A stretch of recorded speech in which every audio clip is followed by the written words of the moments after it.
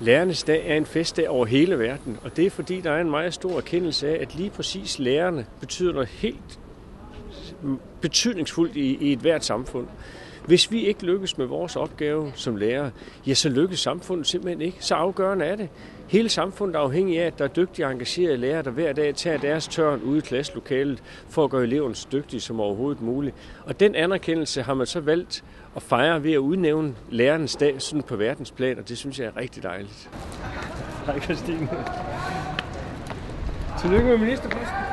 Det er jo fantastisk. Ja. Det er jo kundskabens æbler. Jamen, og er det dog fantastisk, at der er så mange dygtige lærere, som hver dag giver alt, hvad de har i at lave super fed undervisning, der motiverer børnene til at lære meget mere. Og vi skal bruge den her dag til at markere, hvor vigtigt det er, at man hele tiden kan udvikle sig i faget og arbejde med pædagogik og didaktik, så vi får nogle børn, der gror og ender med at tage ansvar for sig selv og for det samfund, man er en del af.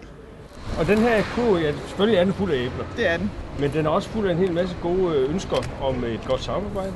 Ja. Om at vi får lavet noget, som har betydning for eleverne ude i klasselokalet. At vi får fokus på lærernes muligheder for at lave god undervisning. Man kan sige, at æblerne er symbol på de mange ting, vi gerne vil drøfte med ministeren. Vi vil gerne drøfte, hvordan det læseprojekt, som vi selv satte i søen her i starten af året, og som er blevet en enestående succes, hvordan vi kan få det yderligere bredt ud, hvordan vi kan få forstærket den indsats. Vi vil gerne drøfte med ministeren, hvordan den inklusionsopgave, der ligger foran os, kan blive grebet an på en måde, som er professionelt forstået på den måde, at man har hånd om, at de elever, der kommer ind i normalundervisning, også kan få et kvalificeret tilbud i normalundervisning, samtidig med de elever, der er der i forvejen, også får et godt tilbud. Hvordan sikrer vi, at læreren har mulighed for at leve op til den opgave? Det er noget af det, som også symboliseres i den kurve her. Vi vil invitere nøglepersonerne omkring skolen til dialog, og det er lærerne, det er skolelederne, det er forældrene, det er kommunalbestyrelsen til et reelt samarbejde. Vi inviterer simpelthen til en ny start for folkeskolen. Vi synes, der har været alt for meget med, man skulle give hinanden skylden, og lærerne er blevet talt ned.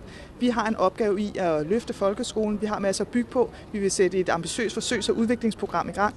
Det vil være i forhold til læsning, det vil være i forhold til helhedsskoler, det vil være omkring specialundervisning, men det kan vi kun løfte sammen med dem, der hver dag arbejder med børnene, det er lærerne. Så det inviterer vi til et samarbejde om.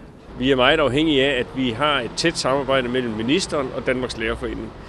Det er jo sådan, at undervisningsministeren har det allerøverste politiske ansvar for den danske folkeskole og de andre områder, hvor vores medlemmer arbejder. Og vores medlemmer står og har det helt konkrete ansvar ude i klasselokalet. Altså skoleledere, børnehaveklasseledere og lærere står og har ansvaret for, at tingene de lykkes. Og derfor, hvis vi vil udvikle folkeskolen og de andre områder, så er det helt afgørende, at Danmarks Lærerforening har et tæt samarbejde med den ansvarlige minister. Og det var det, jeg gerne ville indbyde til med den her kurve æbler. Og så skal du også lige have vores symbol på lærernes dag. Det er sådan en lille rød æblenål. Det er jo tungt alt det her kundskab, så jeg skal tage en støtteknæ her. En lille rød æblenål, som du ligesom er der andre. Kan du simpelthen dekorere mig med det? Det kan du tro. Det er bedre end Dannebrogsorden. Det er jo det. Det er da så fint. Tak skal I have. Tak.